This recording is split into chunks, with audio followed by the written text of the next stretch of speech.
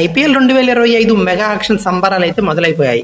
అలాగే ఈ ఆక్షన్ కాను పాల్గొనే ఆటగాళ్ల తుది జాబితాను భారత్ క్రికెట్ నియంత్రణ మండలి అనగా బీసీసీఐ అయితే ప్రకటించింది. బీసీసీఐ సెక్రటరీ జైషా శుక్రవారం ఓ ప్రకటన అయితే విడుదల చేశారు. మొత్తం 1574 మంది మెగావేలంలో పాల్గొనేందుకు రిజిస్టర్ చేసుకోగా బీసీసీఐ 574 మంది షార్ట్ లిస్ట్ అయితే చేసిందంట. మెగావేలంలో టీమిండియా స్టార్ క్రికెటర్లు రిషబ్ పంత్, కేఎల్ రాహుల్, శ్రేయస్ అయ్యర్లు ప్రత్యేక ఆకర్షణగా నిలిచారు. అయితే వరుసగా రెండోసారి విదేశాల్లో జరగనున్న ఈ మెగా ఆక్షన్లో 641.5 కోట్లు ఖర్చు పెట్టడానికి 10 ఫ్రాంచైజీలు కలిపి సిద్ధంగా ఉన్నాయి. అన్ని ఫ్రాంచైజీల్లో పంజాబ్ కింగ్స్ వద్ద అత్యధికంగా 110.5 కోట్ల పర్స్ అయితే ఉంది. అత్యల్పంగా రాజస్థాన్ రాయల్స్ దగ్గర కేవలం 41 కోట్లు మాత్రమే ఉన్నాయి. అయితే నవంబర్ 24, 25 అంటే వచ్చే వారం ఆదివారం, సోమవారం తేదీల్లో సౌదీ అరేబియాలో జడ్డా వేదికగా మెగావేలం అయితే జరగనుంది. 10 ఫ్రాంచైజీల్లోనూ 204 స్థానాల కోసం 574 మంది ఆటగాళ్లు అయితే అదృష్టాన్ని పరీక్షించుకోనున్నారు. ఇందులో 366 మంది భారత ఆటగాళ్లు ఉండగా 208 మంది ఓవర్సీస్ ప్లేయర్లు చోటు దక్కించుకున్నారు. మరో 3 అసోసియేట్ నేషన్స్ నుండి చెందిన ప్లేయర్లు అవకాశం దక్కించుకున్నారు. అయితే భారత్కు చెందిన 318 మంది అన్క్యాప్డ్ ఆటగాళ్లు ఈ జాబితాలో చోటు దక్కించుకోగా 70 మంది ఓవర్సీస్ స్లాట్స్లో అందుబాటులో ఉన్నారు. 2 రోజుల పాటు జరిగే ఈ మెగా వేలం మధ్యాహ్నం 1 గంటకైతే ప్రారంభం కానుంది. అయితే ఈ మెగా వేలాన్ని ఎక్కడ లైవ్ చూడొచ్చు అని ఆ డౌట్ అందరూ రావచ్చు. అయితే ఈ మెగా వేలాన్ని టీవీలో చూడాలంటే స్టార్ స్పోర్ట్స్ నెట్వర్క్ ఛానల్లో వీక్షించాలి. దీనికి ఖచ్చితంగా ఫీజు అయితే చెల్లించాల్సి ఉంటుంది. అయితే మొబైల్స్, వెబ్సైట్స్ చూడాలంటే మాత్రం జియో సినిమా యాప్లో చూడాలి. జియో సినిమాల్లో ఎటువంటి డబ్బుతో సంబంధం లేకుండా ఉచితంగా లైవ్ని అయితే వీక్షించవచ్చు. ఐపీఎల్ మెగా ఆక్షన్లో ఇండియా కోర్కి డిమాండ్ ఉండడం పక్క. అలాగే మెయిన్లీ రిషబ్ పంత్, కేఎల్ రాహుల్, శ్రేయస్ అయ్యర్ వీరి ముగ్గురు గురించే ఈ హాట్ టాపిక్గా నడుస్తుంది. అయితే ముగ్గురు గురించి కాన్సన్ట్రేట్ చేస్తున్న ఫ్రాంచైజీలు ఎలా ఉన్నాయి, ఎలా సిద్ధమవుతున్నాయి అలా చూద్దాం. అయితే తర్వాత ఎవరి స్టాట్స్ ఎలా ఉన్నాయి, ఎందుకు అంతగా ఫ్రాంచైజీలు వీళ్ళ కోసం పోటీ పడుతున్నారు, అసలు వాళ్ళ కెప్టెన్సీ ఎలా ఉంటుంది, అన్నిటి గురించి కంప్లీట్గా ఈ వీడియోలో అయితే డిస్కస్ చేసుకుందాం. ఫైనల్గా వాళ్ళకి స్వాట్ అనాలిసిస్ అయితే రెడీ చేద్దాం. అలాగే మెగా ఆక్షన్లో వీళ్ళకి ఎంత కాస్ట్ అనేది పలకొచ్చు అనేది ట్రై చేద్దాం. అయితే రిషబ్ పంత్ డీసీలో నుండి బయటకు వచ్చేసాడు. ఇది ఎక్స్పెక్టెడే. అలానే రిషబ్ పంత్ కొన్ని క్లూస్ కూడా ఇచ్చాడు వదిలే ముందు. డైరెక్ట్గా ఇంటి కూడా ఇచ్చాడు, నేను ఆక్షన్లోకి వస్తే ఎవరైనా నన్ను బై చేస్తారా అని. అదే జరిగింది. డీసీ అతను అయితే ఓవరాల్గా రిలీజ్ చేసింది. అయితే వెంటనే సిఎస్కే ధోని వారసుడిగా వికెట్ కీపర్ సేవలు అందుకోవాలని రిషబ్ పంత్ కోసం ట్రై చేసింది. అలానే సిఎస్కే ఏదైనా టార్గెట్ చేయబోతుంది.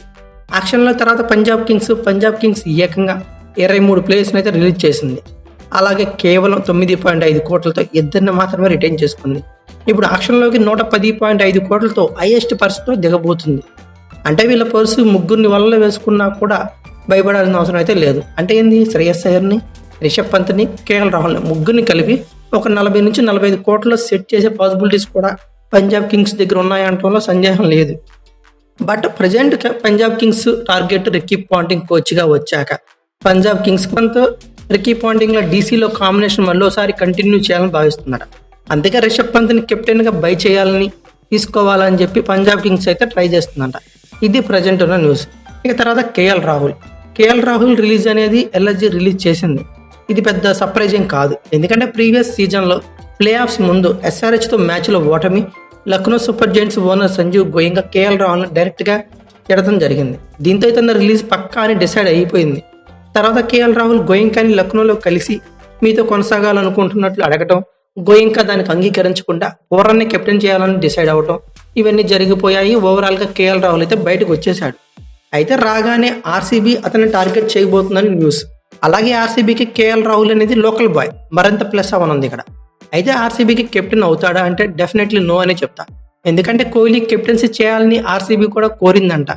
అలాగే ఆర్సీబీ అభిమానులు కూడా కోహ్లీనే కెప్టెన్ కావాలని కోరుకుంటున్నారు. దీని గురించి అఫీషియల్ క్రికెట్ వెబ్సైట్ సర్వే కూడా నిర్వహించారు. కోహ్లీ కెప్టెన్ కావాలని 62% కోరుకుంటే కేఎల్ రాహుల్ కెప్టెన్ కావాలని 36% కోరుకున్నారు. ఇక ఇతరులను కెప్టెన్ కావాలని చెప్పి 2% కోరుకున్నారు.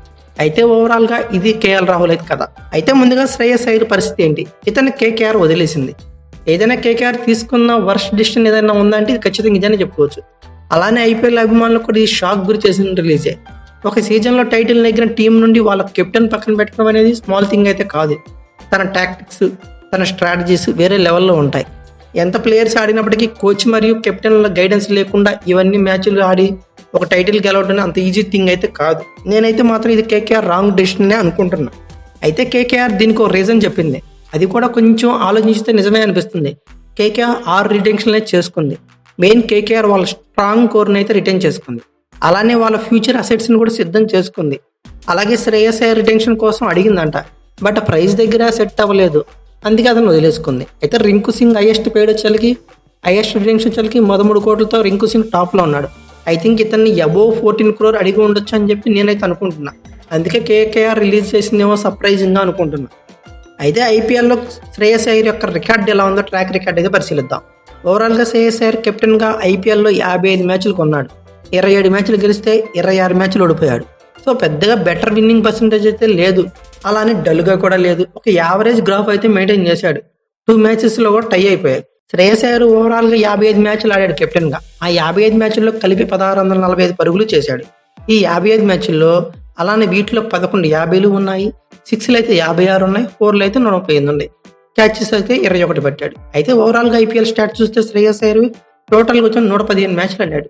32.24 యావరేజ్తో, అలాగే 2453 పరుగులు చేశాడు. స్ట్రైక్ రేట్ అయితే కేవలం 127. T20 ఫార్మాట్కి ఇది పర్ఫెక్ట్ కాదని నేను అనుకుంటున్నా. అంత స్ట్రైక్ రేటింగ్ కొద్దిగా ఉండాలి. ఇది కూడా ఒక రీజన్గా చెప్పుకోవచ్చు ఒక రిలీజ్ వచ్చిందంటే.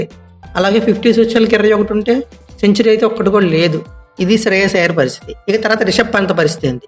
అయితే ఓవరాల్గా రిషబ్ పంత్ 30 మ్యాచ్లు కెప్టెన్సీ చేశాడు. వీటిలో 16 గెలిస్తే 13 ఓడింది. ఇతను కూడా near to Shreyas Iyer winning percentage అని చెప్పుకోవచ్చు. అయితే ఓవరాల్గా విన్నింగ్ పర్సంటేజ్ రిషబ్ పంత్ కెప్టెన్సీలో చూస్తే 53%గా ఉంది. ఇంచుమించుగా దగ్గర శ్రేయస్ అయ్యర్ లాగానే ఉన్నాడని చెప్పుకోవచ్చు. ఓవరాల్గా ఇప్పటి వరకు 111 ఐపీఎల్ మ్యాచ్లు అయితే ఆడాడు. 35 పైన యావరేజ్తో 3284 పరుగులు చేశాడు. సెంచరీస్ ఒకటి ఉంటే 18 హాఫ్ సెంచరీలు ఉన్నాయి. స్ట్రైక్ రేట్ చెప్పుకోవాలి 149 ఉంది. ఇది గ్రేట్ థింగ్. సో 6s వచ్చేకి 156 ఉంటే 4s వచ్చేకి 296 ఉండే. బ్యాటింగ్ రికార్డ్ చూస్తే వేరే లెవెల్లో ఉంది రిషబ్ పంత్. ఒక విధంగా చెప్పాలంటే టీమిండియా ప్రజెంట్ 3 ఫార్మాట్ ప్లేయర్ ఎవరైనా ఉన్నారంటే ఖచ్చితంగా ఇతని పేరు మాట్లాడుకోవచ్చు. ఇన్ఫార్మ్ బ్యాటర్ కూడా.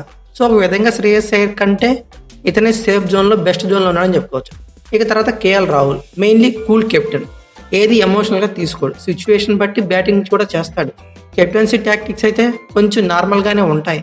కేఎల్ రాహుల్ ఓవరాల్గా 64 మ్యాచ్లు అయితే కెప్టెన్ చేశాడు. 31 గెలిస్తే 31 ఓడిపోయాడు. 2 డ్రాగా అయ్యాయి. విన్నింగ్ పర్సెంటేజ్ 48.43గా ఉంది. అంటే బెస్ట్ రికార్డ్ ఏమీ కాదు కానీ పర్వాలేదని చెప్పుకోవచ్చు. కెప్టెన్సీ రికార్డ్ చూస్తే ముగ్గురు ఇంచుమించుగా 4-5% గ్యాప్లో మొత్తం ఒకేలా ఉన్నారు. అందుకని కెప్టెన్సీ పరంగా ఆలోచిస్తే ముగ్గురికి ఒకే రేట్ అనేది రావచ్చు. అలాగే కేఎల్ రాహుల్ యొక్క బ్యాటింగ్ ట్రాక్ చూస్తే టోటల్గా కేఎల్ రాహుల్ 132 ఐపీఎల్ మ్యాచ్లు అయితే ఆడాడు. రిమైనింగ్ ఇద్దరికంటే ఎక్కువ ఒక విధంగా చెప్పాలంటే. ఇద్దరికంటే ఎక్స్పీరియన్స్డ్, సిచ్యువేషన్ ఈజీగా అనలైజ్ చేయగలడు. 132 మ్యాచ్ల్లో 123 ఇన్నింగ్స్లో బ్యాటింగ్ చేశాడు. యావరేజ్ అయితే మిరాకిల్ 45.47 యావరేజ్తో పరుగులు చేశాడు. In fact T20, IPL, test format, ODI 4తో కంపేర్ చేస్తే అన్నిటి యావరేజ్ కంటే ఇది సెకండ్ ప్లేస్లో అయితే ఉంది. అంటే వన్డే ఫ్రంట్లో ఉన్నాడు 49 యావరేజ్తో. తర్వాత ఐపీఎల్లోనే 45.5 యావరేజ్తో ఉన్నాడు. అంటే బ్యాటింగ్ కన్సిస్టెన్సీ గురించి ఎలా చేస్తాడనేది ప్రత్యేకంగా నేనే చెప్పనవసరం లేదు. ఈ స్టాట్స్ బట్టి అర్థమవుతుంది. ఎందుకంటే 132 మ్యాచ్ల్లో ఆడిన తగిన బ్యాటింగ్ యావరేజ్ అయితే నియర్లీ 46. అలానే 3475 పరుగులు చేశాడు. ఇందులో 4 సెంచరీలు, 37 హాఫ్ సెంచరీలు, 400 4లు, 187 6లు. అన్బిలీవబుల్ ట్రాక్ రికార్డ్ ఉంది బ్యాటింగ్. కేఎల్ స్టాట్స్ కొంచెం మైండ్లో ఉంచుకోండి. చివరిలో ఒక విషయం చెప్తా. అయితే బ్యాటింగ్ పరంగా కేఎల్ రాహుల్ ద బెస్ట్ అని చెప్తున్నా. కెప్టెన్సీ విన్నింగ్ పర్సన్ పరంగా చూస్తే Rishabh Pant best. Captaincy plus batting 2 యావరేజ్గా ఉన్నా పర్లేదు, 2 శుభ్రంగా మేనేజ్ చేసే మంచి ప్లేయర్ కావాలనుకుంటే శ్రేయస్ అయ్యర్ బెస్ట్. ఇది వీళ్ళ ముగ్గురు అనాలిసిస్. అయితే వీళ్ళని ఎంతకు బై చేయొచ్చు, అంతకీ ఇంతకీ అని ఎవరు డిసైడ్ చేయలేం. ఎందుకంటే మొన్న జరిగింది ఐపీఎల్ మినీ యాక్షన్.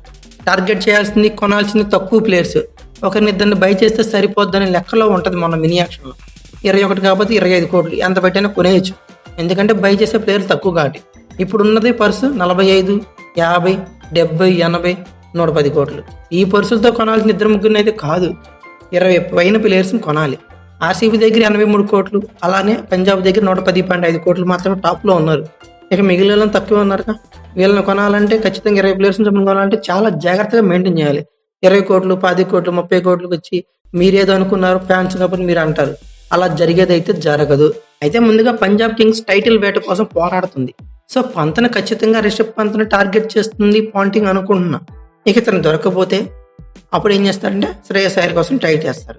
అతని కోసం ట్రై చేస్తారు. ఇక ఆర్సీబీ కూడా కేఎల్ రాహుల్ని ఫిక్స్ అంట తీసుకోవడం. వీళ్ళు కేఎల్ రాహుల్ అందకపోతే ఖచ్చితంగా రిషబ్ పంత్కి రావాలి. బట్ కెప్టెన్సీ మాత్రం ఖచ్చితంగా ఇస్తారని మనం చెప్పలేం. అలాంటి సిచ్యువేషన్ అయితే నెలకొంది. ఇక తర్వాత Delhi Capitals direct shoot to Shreyas Iyer అంట. ఇది డెఫినెట్లీ ట్రై. అందకపోతే కేఎల్ రాహుల్కి మళ్ళీ వాళ్ళు కూడా ట్రై చేయాలి. అలానే సిఎస్కే రిషబ్ పంత్ కోసం ట్రై జరుగుతుంది. ఎందుకంటే ధోని తర్వాత వికెట్ కీపింగ్ బాధ్యతలు అతనికి అప్పచెప్పాలని భావిస్తుందంట. సో పరస్పరంగా చెప్పుకున్నట్లు ఓవరాల్గా ఎంత అనేది చెప్పకపోవచ్చు. అయితే మ్యాక్సిమంగా రిషబ్ పంత్ ట్రై చేస్తే 15 నుంచి 20 కోట్ల వరకు వెళ్ళొచ్చు. ఇక తర్వాత 12 నుండి 16 కోట్లలో కేఎల్ రాహుల్ ట్రై చేయొచ్చు. ఇక తర్వాత 15 నుంచి 14, 13 కోట్లలో శ్రేయస్ అయ్యర్ దొరకచ్చు. కేఎల్ని ఆర్సీబీ తీసుకుంటే మిడిల్ ఆర్డర్లో కన్సిస్టెన్సీ కోసం ట్రై చేయొచ్చు. ఎందుకంటే కేఎల్ రాహుల్ బ్యాటింగ్ స్టాట్స్ ఎలా ఉన్నాయో మనం చెప్పుకున్నాం. ఆల్రెడీ 46 యావరేజ్తో కొట్టాడు. సో ఆర్సీబీకి మెయిన్ డ్రాబ్యాక్ వచ్చేసరికి డెత్ ఓవర్స్ ఒకటి, అలాగే మిడిల్ ఆర్డర్ ఒకటి. కేఎల్ రాహుల్ని తీసుకొని మిడిల్ ఆర్డర్లో పెట్టుకుంటే ఖచ్చితంగా అది ప్లస్ అవుతుంది. అందుకని వాళ్ళు ట్రై చేయొచ్చు గట్టిగా. ఇక యాజ్ యూజువల్గా పంజాబ్ కింగ్స్ కోచ్గా పనిచేస్తున్న రికీ పాంటింగ్ ఇతన్ని టార్గెట్ చేసి పంత్ని తీసుకోవచ్చు. ఢిల్లీ క్యాపిటల్స్ యాజ్ యూజువల్గా శ్రేయస్ అయ్యర్ని ట్రై చేయొచ్చు. ఇవన్నీ రూమర్స్ అయినప్పటికీ ట్రై చేయడం అనేది పక్కా అని చెప్పవచ్చు. అయితే మీ ఒపీనియన్ ప్రకారం ఈ ముగ్గురు ప్లేయర్స్ ఎంతెంత రేటుతో బై అవుతారనుకుంటారో కామెంట్ బాక్స్లో పిన్ చేయండి. అలాగే ఏ ప్లేయరు ఏ ఫ్రాంచైజ్కి వెళ్తారనుకుంటున్నారో కూడా కామెంట్ బాక్స్లో పిన్ చేయండి. అలాగే ఈ వీడియో కనుక మీకు నచ్చినట్లయితే like, share, comment plus subscribe చేసుకోండి. అలాగే పక్కనే ఉన్న బెల్ ఐకాన్ నొక్కడం మాత్రం మర్చిపోకండి. Thank you for watching. Have a nice day.